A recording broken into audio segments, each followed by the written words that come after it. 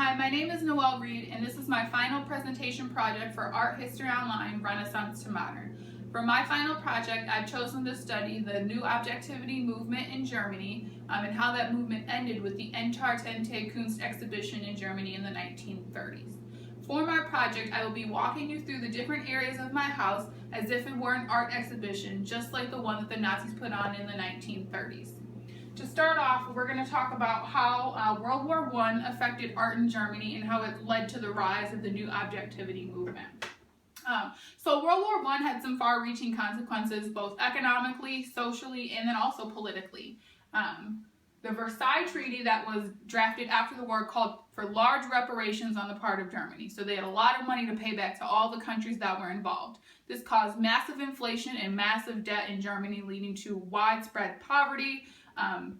And then there was also a lot of millions of people were dead, so there was a lack of men available for jobs as well. The German economy was in shambles. This in turn affected everyday life in Germany, which was then manifested in art. So the New Objectivity movement started right around the end of World War I, and there was kind of two different parts to the movement. So there was the right wing of the movement, or classicism. This is more of a classical approach in terms of art, focused on landscapes, focused on historical pictures, had more of a timelessness theme.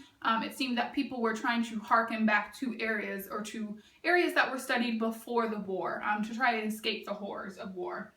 This could also be considered magical realism, as it did have elements of that movement in it as well.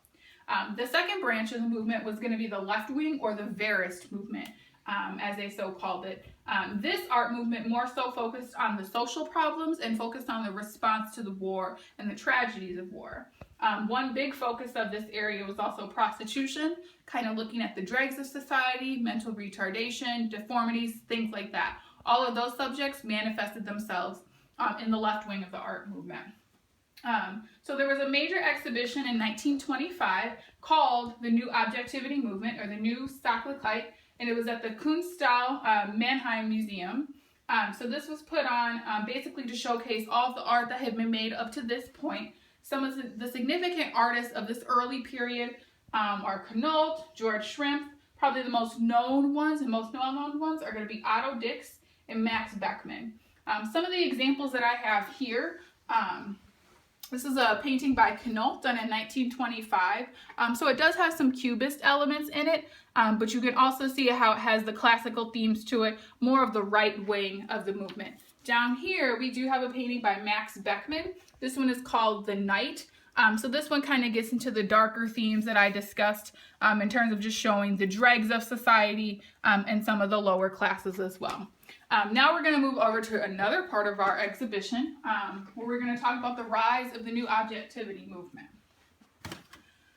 So the New Objectivity movement itself is basically just a German art period, kind of post-expressionism. It was very loosely defined. There wasn't a ton of distinct definition to it. So the term New Objectivity itself was coined by Paul Westheim. So he's an art journal editor during the 1920s. He basically put out a feeler to other art journals and artists looking for ways to define this movement and define this new mode of subject matter. It was also called naturalism, and again, the magical realism, as I already mentioned. It was further defined into those left and right wings that I previously mentioned. That was actually defined by Gustav Hartlaub. So he was the curator of the Kunsthalle, where the exhibit was done in 1925. So he's the one that decided that there was two distinct sections to the movement and that we should separate the two. So another kind of form of art that was also popular during this movement would be self-reflection or self-portraits. Just looking inwards and creating art based on that was another really popular art form, and I have some examples that I'll show you in a second here. A lot of the artists, more so with the left wing, that seemed to be the more popular style of the movement. A lot of the artists focused on, like I said, the deformities, disgusting, and the kind of the unsavory parts of society that normally people didn't want to talk about. Prostitution was a very, very common theme, and we'll have some examples here. There was also a focus on materialism and consumerism. Previously, I mentioned that Germany's economy was pretty much down in the dumps. By the mid-1920s, there was a lot of American investment, there was a lot of foreign investment, and the reparations repayment schedule had been totally reconstrued so that Germany no longer had to pay significant reparations. This caused their economy to bounce back and saw the rise of the middle class, and people again began to have disposable income that they were then able to put towards art. So with that, some of the artists then focused their work on the materialism and consumerism of the new society. That economic period pretty much lasted until the American stock crash of 1929, which caused a huge deflation of Germany's economy.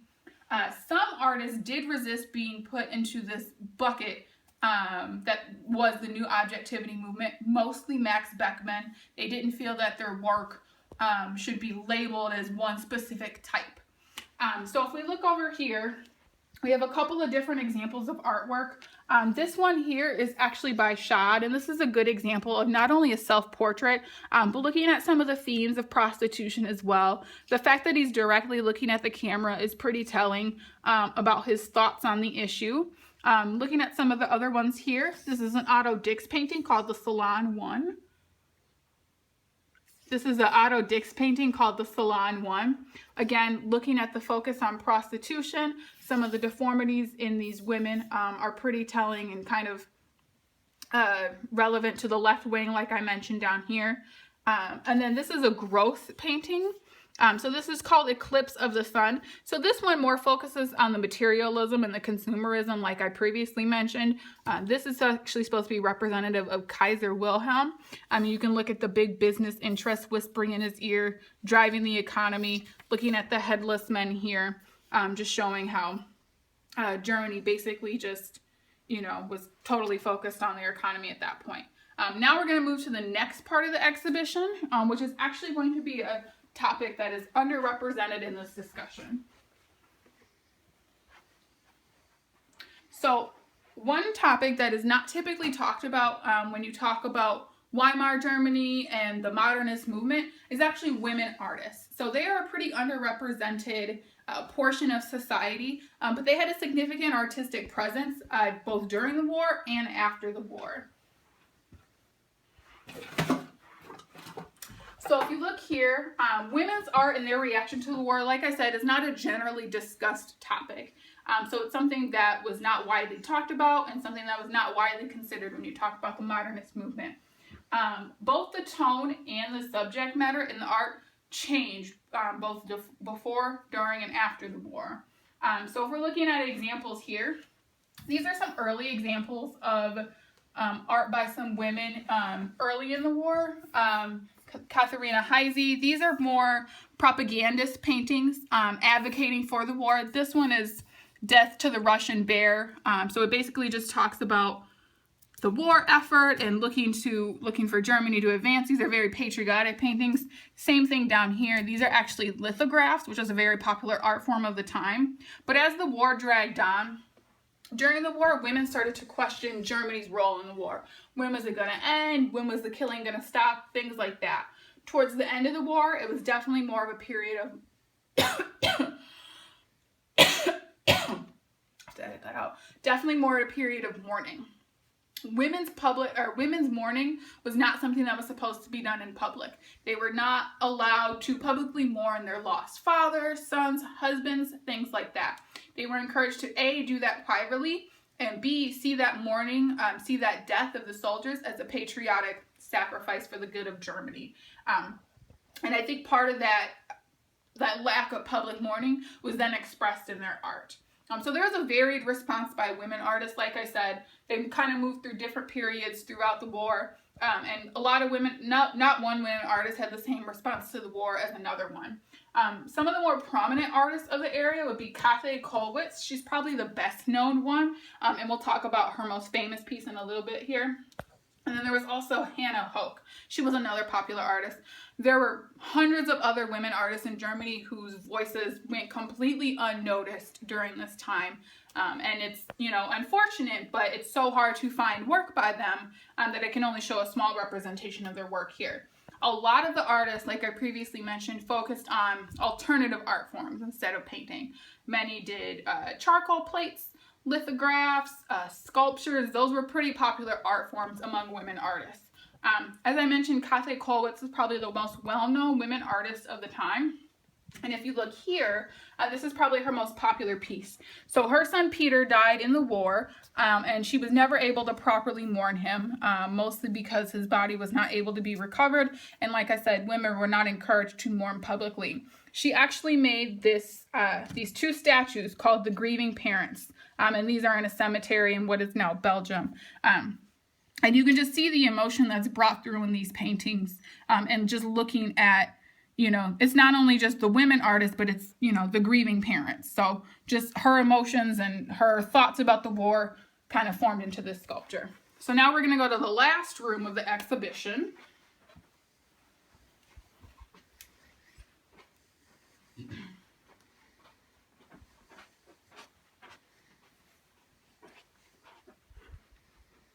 And this is probably the most interesting room of the exhibition, because this is the room that actually talks about the Entartente Kunst exhibition. So the new objectivity movement pretty much died with the Nazi regime.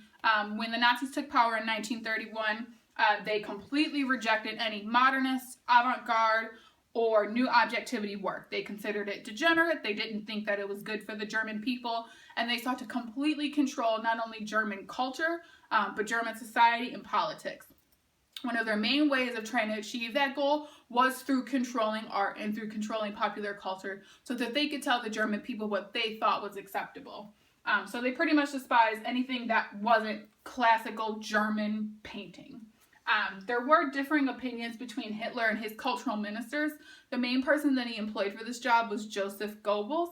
So that's one thing to keep in mind. It's also interesting that Hitler was a failed artist. So you can kind of draw some conclusions there as to why he didn't like the avant-garde or the modern paintings.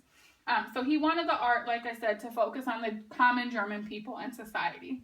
So there were actually two exhibitions during this time. So the first one was the Great German Art Exhibition. So this one was an exhibition that was supposed to focus on acceptable German art. So this is what Hitler and his colleagues deemed acceptable for the German people to view. It focused on the common German people. A lot of it was propaganda of the Nazi regime, basically just saying, this is what we want you to think. So artists did submit their own pieces, but ultimately Hitler and his cultural ministers went through and decided what pieces did or did not make it into the exhibition. So it was not a free choice kind of thing. So that was the Great German Art Exhibition. Both of these opened in 1937 in Munich. One day after the Great German Art Exhibition opened, the more famous degenerate art, or the Entartente Kunst exhibition, opened. So it was the first exhibition of its kind, besides a small one in Soviet Russia, where the entire purpose of the exhibition was to humiliate and destroy the artist's work. There had never been an exhibition of this type before. It was actually seen by over 2 million people. So it started in Munich, but then traveled to different cities throughout Germany and Austria as it became more popular.